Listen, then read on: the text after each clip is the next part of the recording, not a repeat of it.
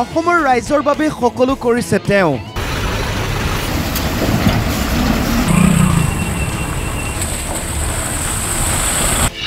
নিজৰ বাবে তেওঁ একোৱে গোটাব নোৱাৰিলে। প্ৰতিটো মুহূৰ্ত কেৱল অসমৰ ৰাইজৰ স্বাৰ্থত। আজি তেওঁৰ হাতত 1 টকাৰো সম্পত্তি নাই। তেওঁ হিমন্ত বিশ্ব শৰ্মা। উদ্যমিতা আঁচনিৰ চেক বিতৰণ কৰিবলৈ ডিব্ৰুগড়ত উপস্থিত মুখ্যমন্ত্ৰী হিমন্ত বিশ্ব শৰ্মা। অনুষ্ঠানত অংশগ্ৰহণ কৰি সাংবাদিকক সম্বোধন মুখ্যমন্ত্ৰী হিমন্ত বিশ্ব শৰ্মাৰ। চেক প্ৰদান কৰি আহি মিঠাতেলৰ কথা কৈ গৰম মুখ্যমন্ত্ৰী। পুৱা মুখ্যমন্ত্ৰীয়ে হেনো ৰিচাৰ্চ কৰিলে ইংলেণ্ডত কি খায়। ইংলেণ্ডত ছানফ্লাৱাৰ তেল খায়। গৌৰৱ গগৈ 2টা ল'ৰা ছোৱালী ইংলেণ্ডত থাকে, ব্ৰিটিছ হয়। গতিকে মিঠাতেলৰ ভেলু তেওঁ বুজিব নোৱাৰে।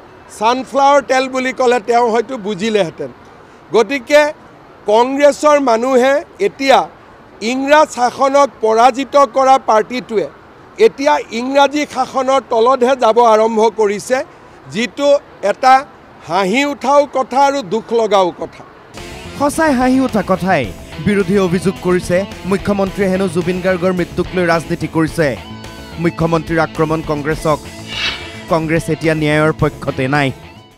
যদি থাকিলেহেঁতেন আমাক উপদেশ দিলেহেঁতেন যে এইটো কাম কৰক, সিটো কাম কৰক, আৰু এনেকৈ আগবাঢ়ক। কোনেওতো আমাক পৰামৰ্শ একো দিয়া নাই। আজি তেওঁলোকে যদি সঁচাকৈয়ে জুবিনক ভাল পালেহেঁতেন, আমাক 10টা পৰামৰ্শ দিলেহেঁতেন, মোক সাক্ষাৎ কৰিলেহেঁতেন যে মুখ্যমন্ত্ৰী মহোদয় এনেকৈ কৰক, এনেকৈ কৰক, এনেকৈ কৰক। কোনোতো পৰামৰ্শ নাই, কোনোতো এডভাইচ নাই। খালি তেওঁলোকে ভাবি আছে যে এইটো দি আমি ইলেকশ্যনৰ বৈতৰণি পাৰ হ'ব লাগে। মূৰ্খৰ স্বৰ্গত বাস কৰি আছে। সমালোচনা মুখ্যমন্ত্ৰীৰ। ইয়াৰ পাছতে মুখ্যমন্ত্ৰীৰ মুখত পুনৰ মিয়া প্ৰসংগ। অসমত এইবাৰ যেতিয়া চেঞ্চাছ হ'ব, চেঞ্চাছৰ যেতিয়া ৰিজাল্ট ওলাব, মোৰ কথা আজি আপোনালোকে লিখি ৰাখিব। সেই মিয়া মুছলমানৰ সংখ্যা অসমত 38% হ'বগৈ। যদি প্ৰজেকশ্যন কৰে, যিকোনো ষ্টেটিষ্টিক ডিপাৰ্টমেণ্টৰ মানুহে প্ৰজেকশ্যন কৰিব পাৰিব, অসমৰ জনসংখ্যাৰ তেওঁলোক 38 সংখ্যক হ'ব আৰু অসমৰ সৰ্ববৃহৎ জনগোষ্ঠীত পৰিণত হ'ব। বিধানসভাত বিধেয়ক আনিব অসম চৰকাৰে। জাতি মাটি ভেটিক আগুৱাই নিবলৈ চৰকাৰে ল'ব এই পদক্ষেপ। যুদ্ধ আৰম্ভ হৈছে বুলি ঘোষণা মুখ্যমন্ত্ৰীৰ। মিয়াক প্ৰেছাৰত ৰাখিব লাগিব। প্ৰেছাৰত ৰাখিব লাগিব। আমি আজি যেনেকৈ প্ৰেছাৰত ৰাখিছোঁ, তেনেকৈ আমি প্ৰেছাৰত মিয়াসকলক ৰাখিব লাগিব।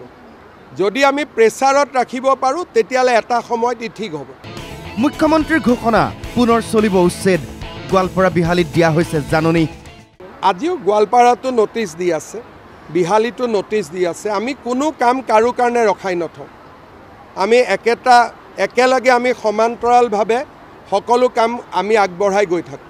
জাতি মাটি ভেটিৰ কথা মুখ্যমন্ত্ৰীৰ মুখত। সাংবাদিকে প্ৰশ্ন কৰিলে, আপুনি জাতি মাটি ভেটিৰ কথা কয়, কিন্তু বিৰোধীয়ে আপোনাৰ মাটি সম্পত্তিৰ কথা কয়। মোৰ সম্পত্তিয়ে নাই।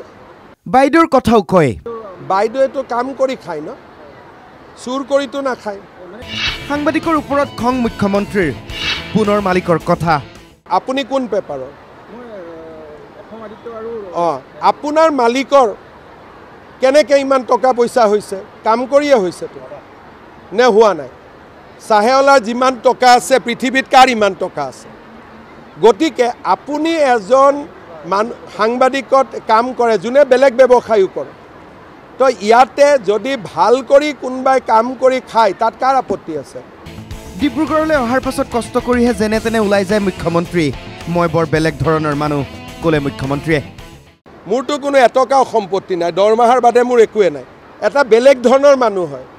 সম্পত্তিয়ে মোক একো কৰিব নোৱাৰে। মালিকক কি সুধিব লাগে সেই কথাও সাংবাদিকক ক'লে মুখ্যমন্ত্ৰীয়ে।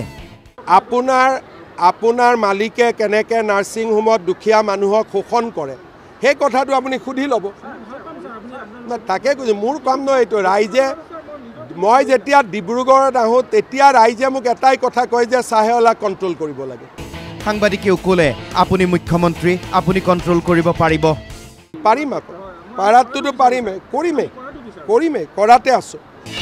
26ত কি হ'ব? 26তে একো নাই। ইলেকশ্যনতো বিজেপি এনেই জিকি যাব।